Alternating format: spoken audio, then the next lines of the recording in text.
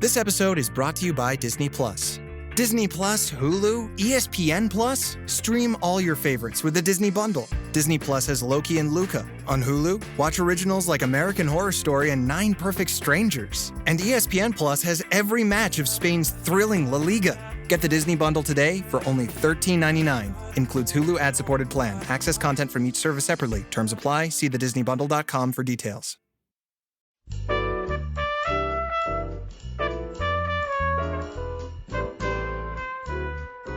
This is Behind the Mic with AudioFile Magazine. I'm Joe Reed, and I've been talking with Emily Connolly all week, and boy, she's been giving us great listening advice.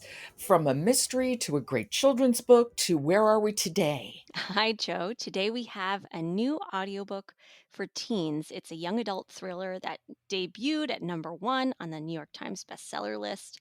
It's rightfully getting a lot of buzz. It's an incredible story. So this is Firekeeper's Daughter by Angeline Boulley, and it's narrated by Isabella Starr LeBlanc. And I couldn't put it down. I loved listening to this audiobook. Now, first of all, Angeline Boulley is an Ojibwe Indian, and I am assuming that this is about Native Americans in some way. Yes, it's centered in the Sault Ste. Marie tribe of the Chippewa Indian Reservation in Michigan, where the author is from. And I mean, it's so rooted in that place and in that community. It felt like a privilege to get to listen to the story, honestly, and learn from it. Well, Isabella Starr LeBlanc has done very little audio narration. Yes, I'm pretty sure this is her first, actually, and she did an amazing job. She brought an authentic narration to the story, and she actually said that as soon as she received the casting call and read the initial clippings of this story, she could hear it in the voices of the people she comes from. It felt like you were hearing the story from the main character. So I should say the main character is Donis, who's growing up between these two cultures. Her father, who died, was Anishinaabe, and her mother was not. And she's growing up an unenrolled tribal member, but has really strong connections to her community. Is she on the reservation or Yeah, off? she's growing up in that community. She has a really strong connection with her elders, and she's really loved by them. And I loved seeing what a key role they play in her life. Isabella Starr LeBlanc narrated with such compassion that really mirrored this character, and she just totally embodied her and her community. So it is a mystery, and I just got sucked right into it. It's a thriller, but it also has romance. It's just a really intense listen. Donis is grieving her uncle who's recently died, and she's changed her plans to go away for college. Instead, she's going to stay and go to community college to be with her family and her ailing grandmother. And she meets a new hockey player, student, Jamie, and her best friend Lily is teasing her about her interest in this guy. And then tragedy strikes, and she's suddenly drawn into this role as a confidential informant, helping the FBI because they're investigating a new form of meth that's tearing through her community. Oy.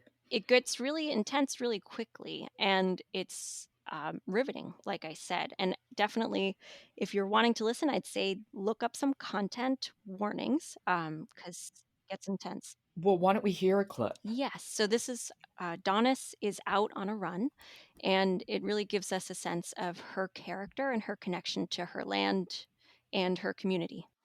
Okay, this is Firekeeper's Daughter by Angeline Boulley, and it's narrated by Isabella Starr LeBlanc. I cut through the parking lot behind the student union toward the north end of campus. The bluff showcases a gorgeous panoramic view of the St. Mary's River, the international bridge into Canada, and the city of Sault Ste. Marie, Ontario. Nestled in the bend of the river east of town is my favorite place in the universe, Sugar Island. The rising sun hides behind a low, dark cloud at the horizon beyond the island. I halt in place, awestruck. Shafts of light fan out from the cloud as if Sugar Island is the source of the sun's rays. A cool breeze ruffles my t-shirt, giving me goosebumps in mid-August. Zizibaka Mini Sing, I whisper in Anishinaabe Moan the name for the island, which my father taught me when I was little. It sounds like a prayer. My father's family, the firekeeper side, is as much a part of Sugar Island as its spring-fed streams and sugar maple trees. When the cloud moves on and the sun reclaims her rays, a gust of wind propels me forward, back to my run and to the task ahead.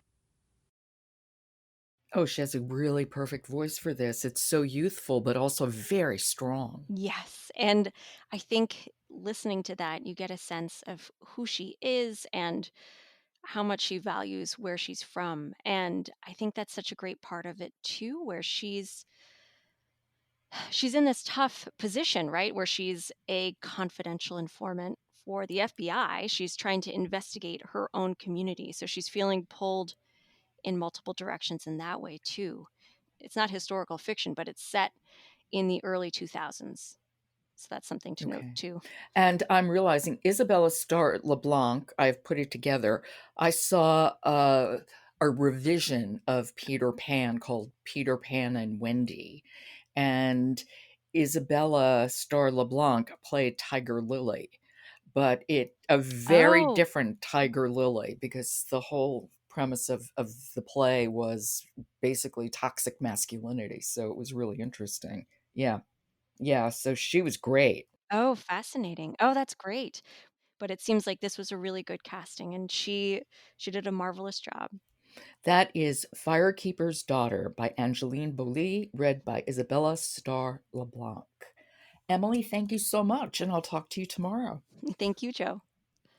Tomorrow, April 15th, you can join us for a live talk with celebrated narrators of David Copperfield, Martin Jarvis, Simon Vance, Derek Perkins, and Nicholas Bolton.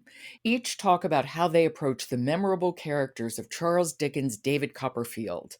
You can find registration information in our show notes. And support for Behind the Mic comes from Naxos Audiobooks.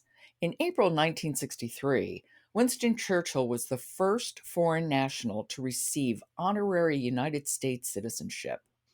An elegantly written tribute to the man and his place in history can be heard in Farewell the Trumpets, an Imperial Retreat.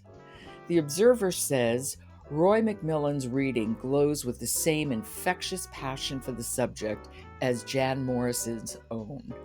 That's Naxos Audiobooks, Farewell the Trumpets. I'm Jo Reed. Talk to you tomorrow.